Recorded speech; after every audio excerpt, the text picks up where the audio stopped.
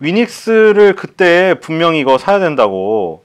지금 크린앤사이언스와 위닉스는 둘 다 3만 원대의 마디지수대를 지금 돌파해서 크린앤사이언스 잠깐 내려왔는데 지금 둘 다 너무나 세죠. 분명히 이거 초반에 이거 결국 똑같다. 어떤 테마든 똑같다고 분명히 얘기를 드렸잖아요. 그리고 수소차 테마, 우리가 결과론적인 얘기를 싫어하는 사람이 있음에도 불구하고 얘기 드리는 건 뭐라고 했어요? 그건 계속 반복이 되기 때문에 역사는 되풀이된다. 바로 주식 테마주에서 역사는 되풀이된다. 그 명제가 제일 맞아 떨어지는 거예요.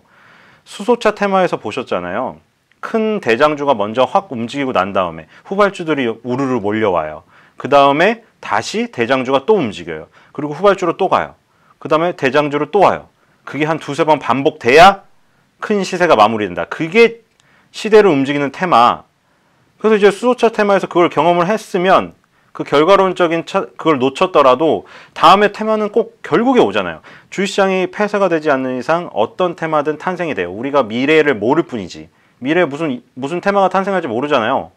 정말 뭐 미래에 갑자기 어디 그 ET가 진짜 있었어요. 그러면 그 있다고 쳐봐요. 그러면 ET가 내려와가지고 우리가 뭐 지구인이랑 교류를 하고 있어요. 그러면 갑자기 우주 지구 ET 테마가 탄생할 수도 있잖아요. 근데 그건 모르지만 어쨌든 그런 테마든 뭐든 나올 거 아니에요. 그 관련된 기업이 있을 테니까. 근데 어떤 기업이든 우리가 뭐 나중에 신기술이 어디로 발전될지는 모르잖아요. 어디까지 발전될지는. 그러니까 뭐 백투더퓨처 영화가 불가능하다. 그럼 어떻게 될지 모르는 거잖아요. 우리가 죽고 막 수백 년, 수천 년 뒤에 일어날지. 근데 어쨌든 간에 그거에 관련된 뭐 기술을 갖거나 영위하는 기업은 있을 테고 주식시장이 영원히 지속되는 한 나올 거 아니에요. 근데 문제는 뭐냐? 그거는 몰라도 된다. 그 뭐 정보공 기술이건 그 어려운 용어라든가 그 직접 거기에 종사하지 않으면 모르잖아요. 근데 그거 상관없이 주식시장의 테마는 움직이는 구조는 영원히 똑같을 거라는 거죠. 우리 인류가 멸망해서 없어지기 전까지 주식시장이 있는 순간까지는 계속 그 구조는 똑같이 움직여요. 그러니까 그게 대장주가 분명히 탄생을 하고 거기에서 그 논리로 이제 막 찾아나가기 시작한 거죠. 주변을. 해파리 얘기를 맨날 해서 그런지 다른 예를 찾아왔는데 화선지에 먹물을 딱 떨어뜨려요. 그럼 먹물이 스며들면서 퍼지죠.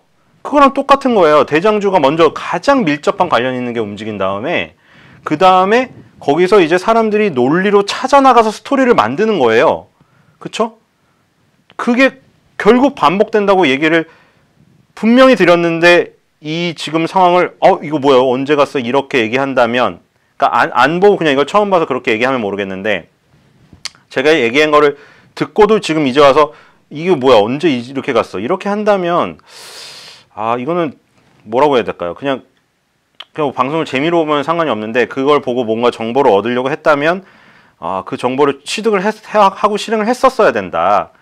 그렇게 얘기를 드리고 싶고 지금도 역시나 지금 대장주는 아직도 달리고 있고 지금 위닉스는 결국 3만 원을 돌파했네요. 그렇죠? 지금 공기청정기 시장이 이게 예전에 원래 포미족이라고 불리우는 그러니까 포미족 이게 요즘에 단어가 너무 많이 나와. 근데 그쵸? 신조어가 너무 많이 나와요. 그때 우리 예전에 뭐 이거 정말 우습죠. 이제 생각하면 뭐 X세대도 있었고 뭐 밀레니엄 시대가 펼쳐진다. 근데 그때만 해도 이런 신조어 몇 개 되지 않았는데 지금은 사실 거의 뭐 언어가 파괴될 정도로 기존의 언어가 파괴될 정도로 신조어가 너무 많은데 어쨌든 포미족이라는 단어가 등장을 했잖아요. 근데 포미족이 이제 나를 위한 그러니까 지금 경기가 어려운 건 사실이고 물론 사실 제가 살아오면서 경기가 좋았다고 한 적이 1개월도 한 번도 없었던 것 같지만 어쨌든 경기가 항상 어렵대요. 어려운데 지금 포미족은 약간 경기에 휩쓸리지 않아요. 이게 이 포미족이란 게 약간 그런 것과도 연관이 돼요. 지금 여행을 막 가면서 뭐 그 인스타그램에 막 그 여행사진 막 올리고 막 지금 이제 미세먼지 우리나라 심각한데 저기 뭐 날씨 좋은 막 핀란드 가가지고 뭐 막 오로라 보면서 이런 거 올려놓고 이러면은 또 우리나라 시기 질투 심하잖아요. 그래서 댓글에 야 이거 무슨 우리나라 미세먼지도 심하고 나는 지금 마스크 살 돈도 없어서 밖에 못 나가고 있는데 너는 지금 뭔 돈 있어가지고 지금 오로라 보고 있냐 뭐 이렇게 달리는데 그게 정말 돈이 많아서 여행을 가는 사람도 있는데 최근에는 포미족 그러니까 돈이 없더라도 자기의 만족을 위해서는 정말 그 예를 들어 여행사 홈페이지 들어가 보세요. 자금 대출까지 있다니까요. 지금 여행 자금을 빌려줘요. 그러니까 내가 그렇게 대출을 받아서까지 여행을 가고 싶은 거예요. 왜냐면 나를 위한 투자기 때문에. 그러니까 이게 원래 필수 소비가 아니잖아요. 여행이란 게 원래는. 지금 필수 소비라면 사실 의식주를 얘기하는 거잖아요. 그냥 일단 먹어야지. 그럼 뭐 여행을 배가 고픈데 걸어갈 힘이 없는데 여행을 어떻게 가겠어요. 근데 지금은 사실 뭐 그게 역전됐다고 할 만큼 그게 강해요. 지금 성향이. 그러니까 나를 위해서는 어떻게든 의식주만 필수가 아니에요. 여행 이런 것도 필수가 돼버린 거예요. 예를 들어 면세점 쇼핑도 필수가 돼버린 사람도 많고. 그러니까 나를 위해서는 돈을 아끼지가 않아요. 나를 위한 거에서는 큰 돈이라고 생각돼도 그걸 투자를 해버려요. 그러니까 이 포미족들의 탄생이 원래는 그 공기청정기가 처음에 그 틈새 시장 전략으로 나왔을 때 포미족들이 그 대상이었어요. 그냥 모든 사람들이 공기청정기를 사진 않았잖아요. 그러니까 세탁기, 냉장고는 어떻게 보면 필수로 있어야 되지만 세탁기, 냉장고조차 없을 수도 있잖아요. 근데 그러면은 더군다나 공기청정기는 아예 필요가 없는 거죠. 웬만한 사람들은. 굳이 뭐 그땐 그렇게 생각했죠. 지금에서의 미세먼지가 이렇게 심해지니까 공기청정기가 야 당연히 너네 집에 공기청정기 없어? 그러니까 없다고 하면은 그래? 공기청정기 없다고? 이렇게 미세먼지가 심한데 이렇게 반문할 수 있지만 미세먼지가 하나도 없을 때는 공기청정기라는 기계라는 게 있는 것조차 몰랐다니까요. 근데 지금 그때 미리 알았던 사람들은 뭐 얼리 어댑터라고도 부를 수 있지만 포미족들은 자기를 위한 투자를 하기 때문에 뭐 그런 새로운 것들을 다 들여왔어요. 그러니까 이른바 세컨드 가전이라고 하죠. 지금 공기청정기가 원래 세컨드 가전으로 탄생을 했고 제습기도 마찬가지예요. 제습기, 공기청정기, 최근에 건조기까지.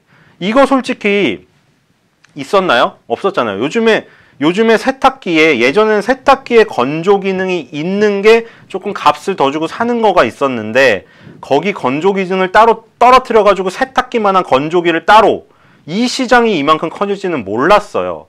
근데 그게 처음에 커지기 전에는 다 포미족들이 주도를 했던 거죠. 나를 위한 투자. 나는 다른 사람보다는 나는 조금 더 웰빙이어야 되고 좀 더 새로운 것들을 들여와야 된다. 그래서 이제 건조기도 들여오고 제습기도 필요해. 그러면 이제 그 공기청정기도 필요해. 그러니까 벌써 가전이 몇 개예요. 가격이 엄청 비싸고 이러지만 나를 위해선 투자하는 거죠.